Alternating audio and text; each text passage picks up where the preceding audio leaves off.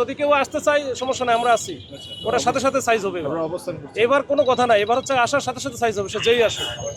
এত মানে আমরা অনেক টলারেট করছি, আর টলারেট করবো না একবারে। যে এই দিনই দুপুরে একেবারে যে এখন পুরা লোকজন এই যে যানবাহন চলতেছে, মানুষজন চলাচল করতেছে, এর মধ্যে এরা লাঠি নিয়ে শোডাউন দিবে, মারামারি করবে, এটা আমরা বরদাস্ত করবো না।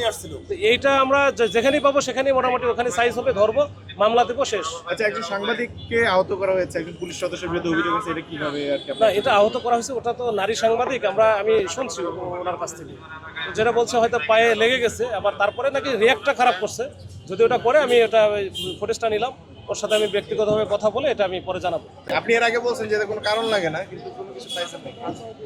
এর আগে তো বলছিলাম যে মোটামুটি কারণে ছোট ছোট কারণ লাগে, এরা এবার কোনো কারণে নাই, আমি জানি না, কেউ জানে না।